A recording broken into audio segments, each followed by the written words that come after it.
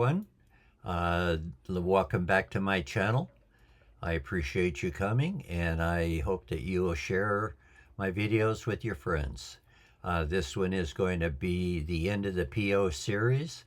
This is PO number 12, and in PO number 12, I'm going to summarize what I think is the things that are wrong with America, which I did on 11, and tell the specifics of why things weren't working the way they should. And on this one, I'm going to give the experience of what could have happened had the law been followed and people actually did what they professed that they were doing. And it is very obvious to most people that whatever the people profess they're doing isn't what they're doing at all. They're just in for their own personal benefit in every situation they go into, and that's all they really care about, coming out ahead. But I'm going to start with what I said with the city of Martinez. What that was over was a large piece of property that we had, and as I said before, I had sued the city for $1 million. The estimate that came in that the loss I would have was calculated on something that was over in Marin County, where the appellate court said that the property was not taken because they did allow them to build one house on a 1 acre parcel of property. So that was not a taking.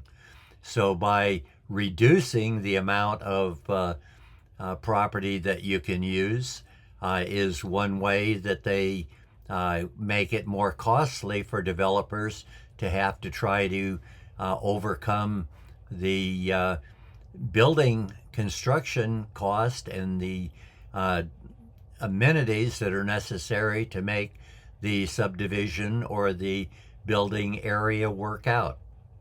So what I'm going to do here is talk about that original one, and I did get an estimate, and it said that my loss would be $1.25 million for not being able to build on the property that I wanted if I could put in one house on every acre.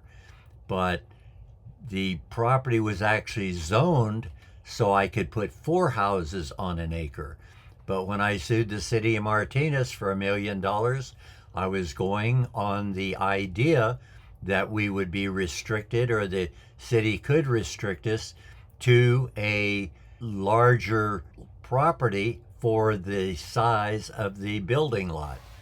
And when it actually came, they did the other one instead, said I should have done a writ of mandate, and we never really got into the discussion.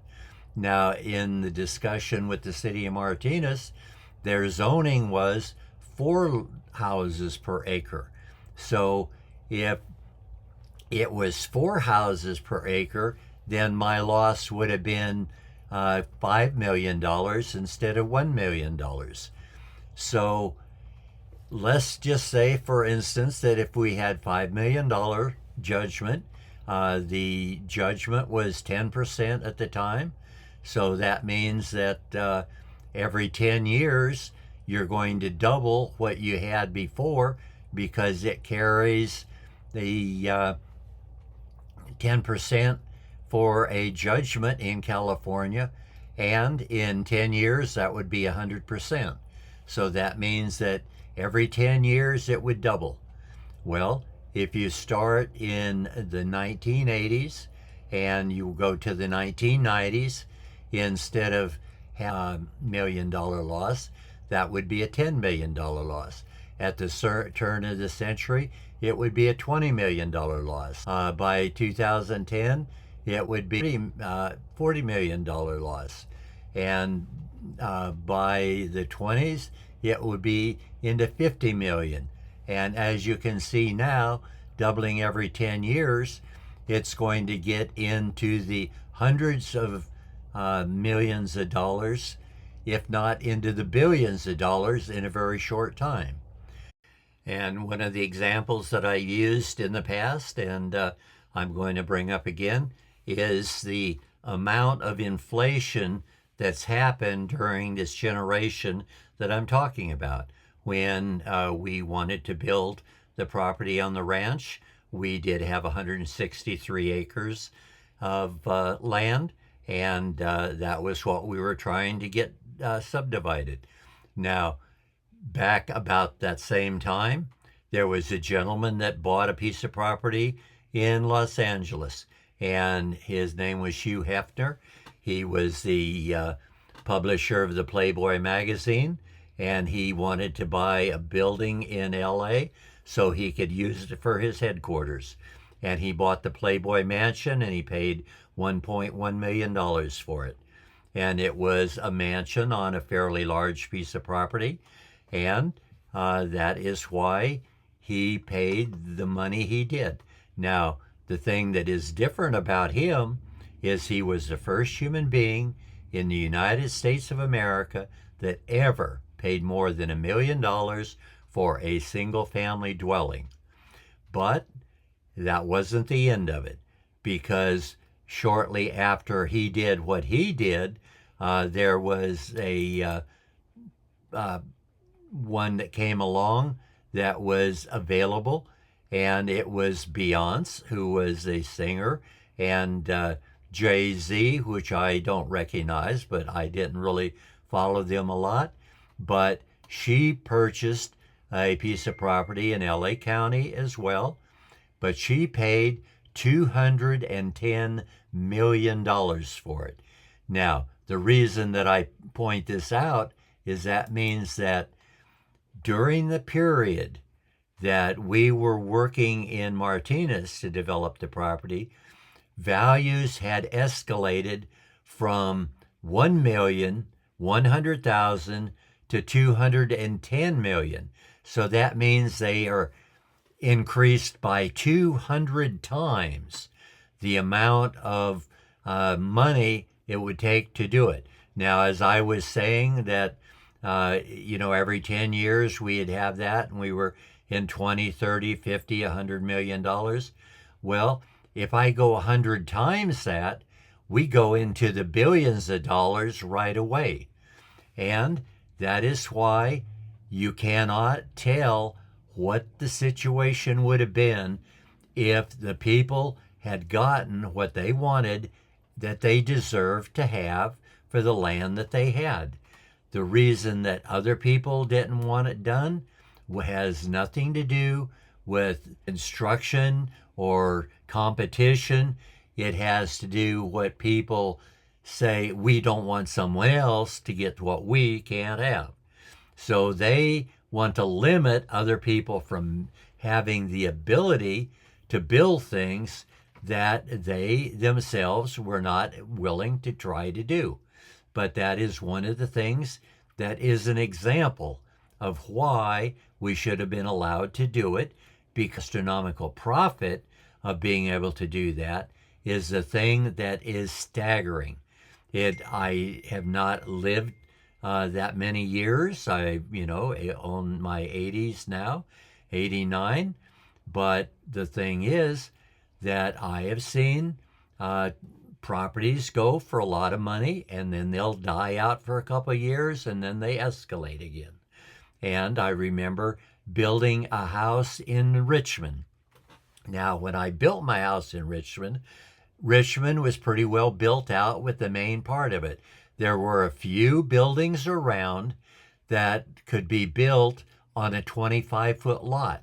Most lots in Richmond are a minimum of 50 by 100. But there were some 25-foot lots left over, and people eventually would design a house that could go onto that. Well, eventually at one time, I bought one of those 25-foot lot houses, and I built a house on it. I built a 2-story house with a garage down underneath and the living quarters up over the top of it. So it was a fairly large garage with an office in the back of the garage that you could go in a door, and without going upstairs, just go into the office. And so a person would be able to use it as half an in-home office, and people could come to his home and park in the driveway and go on in the house and do their business. But the advantage that people have in being able to do those kind of things can only happen if they come up with new ways of thinking and new ways of planning. Now, when I finished this house, I tried to sell it, and I could not get 3/4 of the money that I was supposed to get for it from what I had put into it. That's because most of the houses around there were built 20 or 30 years earlier, and it was a lot cheaper to build houses back then. So the fact that things hadn't sold in that whole area left my house incomparable to the same prices as the others. Well, this is one thing that contractors have to deal with. It's not right, it's not fair, and the thing that really points it out is I was told that there was no house within 2 miles that was ever sold for more than $80,000. None of them. Well, some of these houses were pretty well built with hardwood floors and big lots, bigger than 50 by 100, and none of them had sold for more than $80,000. Well, I basically had my friend Stanley Taylor be able to take the loan out with the people, and he would lend the money to me so I could pay all my expenses, and then they would pay him on a private lending thing for the cost of the house. And we sold it for $120,000. Now that's another $40,000 more. That's 50% more than they wanted to give me at all. Now the thing that's ironic about it is within 3 months of me selling that house for $120,000, a house across the street, down about 2 blocks, was a much nicer house, much larger house, hardwood floors, better built. The electricity wasn't as up to date as in my building because the codes had changed. And so my house was better wired than theirs, but they got $130,000 for that house. Now, they didn't volunteer to give me some of that money because I'm the one that helped raise the price by having mine sell for $120,000. But that is the problems that we have with the current economy the way it is. They don't take into consideration the things that need to be taken into consideration so that people that come up with different ideas can move forward and make a little bit of money by going ahead and coming up with an idea that is on an isolated property like mine was, a 25-foot lot, and building something that was bigger and nicer, nice enough that people would be willing to pay $120,000 for it. But these are the kind of things that having the governments we have and having people that think that they belong to the city because they work for the city, if all of these things were subcontracted out, all of these errors would go away.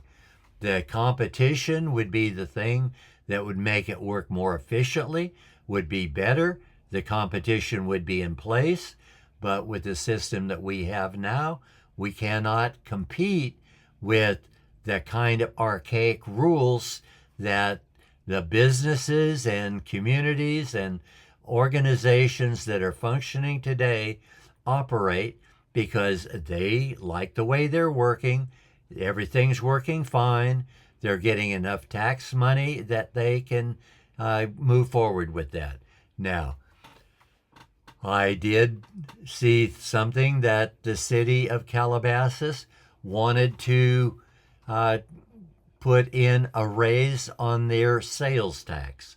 They wanted to raise sales tax by 1 penny in the Calabasas area. Now, I was shocked when I saw that by raising sales tax 1 penny, they would have $5 million a year income coming in from this 1 penny of sales tax increase that we would be voting on. So with the populations we have being so many people and the economies going so robust, we need some kind of competition that holds prices down and allows people to continue to grow and build new things in a profitable manner. And in other things come to mind, I'll bring those up as well. But I think that we need to be aware that we're not the most efficient country that we have, and we can do a lot better than we're doing, even though California is one of the most financially successful states and has a larger economy than most other states in the United States of America. That is money that I did not get in any way, shape, or form. And what I'm trying to demonstrate here is when people do things that have an attitude of what would work, and one of the things that I said I absolutely know for a fact will work is the Taylor tire wall. Well, the Taylor tire wall is a very simple way to explain it. It is what you would call a suspension retaining wall. And that would be exactly equal to a suspension bridge, as I've said before, as opposed to a structural bridge. Now, during the earthquake we had, the earthquake hit the San Francisco Bay Area. It was actually more down into the coastline by Pacifica, and in that area was the main fault. But when the earth shakes, it shakes for a long way away. And it did a lot of damage in the what we'd call the Marina District, because that was not compacted landfill. It was the result of people just filling in the swamp area. It was basically during high tide it would be wet, during low tide it would be mushy, and so when they had the earthquake fire in 1908 in San Francisco, they just took a lot of the debris and took it out there and dumped it in the marsh area and filled in all of that area. And then as time went on, people started building on it, and it became a very significant place for people to live. And unfortunately, with the land not being compacted, when the earthquake happened, a lot of damage was done to the structures there. But those are things we learn as time goes on. And the reason I mention that is that I have talked a lot about the Taylor tire wall and how it will work, and it's a suspension retaining wall, and every other retaining wall is a structural retaining wall, would be equivalent to a structural bridge. Well, during that earthquake, there was a bridge that went from Oakland to Yerba Buena Island, and then it went from Yerba Buena Island to San Francisco. Well, the section from the island to San Francisco was a suspension bridge. The section from Oakland to the island was a structural bridge. Well, when the earthquake hit, a section of the structural bridge collapsed, and it had to be repaired. So it just shows that the suspension bridge was able to handle the movement of the earth a lot better than the structural part. And that would be the same with the retaining wall. The retaining wall would not be as susceptible to destruction, being a suspension retaining wall. Now, we talk about the production line, and I did look up a little bit about that with what Ford did. Well, Ford actually started building cars in 1909. And in 1912, he started the production line. So he went several years before he came up with the idea of the production line. But what he found out was instead of it taking 8 to 9 hours to put the car together, he could do it in an hour and a half. So he started mass producing a lot of automobiles, and they say in 1918, 50% of all automobiles in the whole United States of America were Model T Fords. Well, that means that he had half of the market. He made a lot of money. He didn't come up with the production line right away. It's something that came to him as time went on. And that's the kind of thing that I'm trying to say with this PO number 12.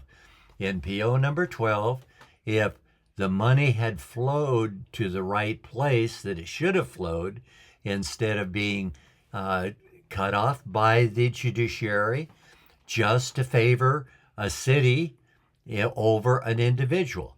And my experience with the courts is they are notorious for that kind of fraud. And it is fraud because the idea of 3 branches of government is that when you have laws, the laws apply equally to everyone. And that's why I said that we need to change a lot of the things that are going on. And I pointed out that every organization that thinks they're part of a government is a fraud, because what they need to do is they need to be required to have a document that tells what work they're going to do, for what price they're going to be paid, and they'll bid on that work. And the low bidder, if he does the job he's supposed to do, will get paid the sum that he's supposed to get paid. Now, people are going to become innovative and figure out better ways to do the job, to do it cheaper so they can get the work. And that is the competition that I've been pushing in all my videos, to say that is what is absolutely necessary for capitalism to work. It's the competition that gives the other people incentive to come out with a way that they can accomplish the same amount of work with a lot less energy or effort or cost. And that is the reason that Ford was able to make so much money. But we have all progressed a lot that way. We do a lot of things with machines nowadays, and not being in the manufacturing, I am not fully aware of everything that's going on, but I know that with the internet, that is something that's important to California, because a lot of that happened in what they refer to as Silicon Valley. That would be down in the Stanford area of the San Francisco Bay Area, just before you get to San Jose. And in the west side of the bay, that whole area in there is what is referred to as Silicon Valley. Well, there's several large companies that have some of the largest buildings that were ever built, and that's so they could have people working for them to keep advancing on what the computer has done for the American people. The things have changed a lot. In my wife's law office, as I'd said before, she had at one time 5 or 6 secretaries working, doing accounting, answering the phone, doing the filing. And when the computer came in and we had someone that used the computer, within 5 or 6 years, all of the secretaries had gone on doing other things, and they never were replaced. The one that was doing the computer picked up the work they did it, and the work was now done on the computer. So all of the accounting eventually was done on the computer, and so we had 5 or 6 secretaries that was replaced by one with a computer, and she was able to do all the work that all of them had done in the past. So those are the kind of things that competition brings out and allows people to produce more with less money, effort, or time, whatever is the thing that makes it work efficiently, striving to accomplish. And that is why PO number 12 is trying to push this idea of doing things that are better. Now, one of the things that I've learned with the Taylor Tire Wall is a better idea that's cheaper, more efficient, stronger than what we currently have, and will have a much superior job to the existing retaining walls that are used in the development of buildings as they're being built.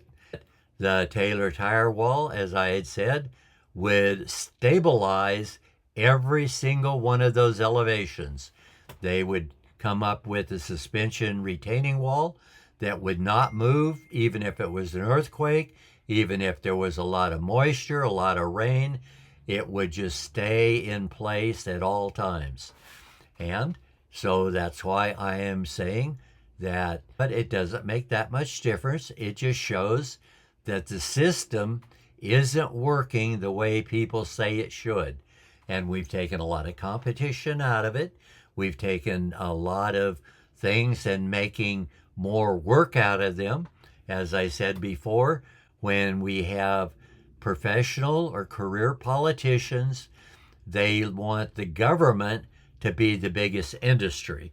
And with our fire departments and the police departments and all of these other government agencies we have no competition going on there at all. And we need to have people that can come up with better systems, more efficient, and can solve crimes for a cheaper amount of money than we're spending to have it done today. And there is plenty of technology to move forward and have it done a lot cheaper. And that would also, if we automated the legal system, as I said before, it should have been done. And if the computer had been available at the time of Jefferson and Washington, they would not have had a branch of government that would have been the what we'd call the legal branch, because it would all be done on the computer, because the computer will give you the same answer every single time.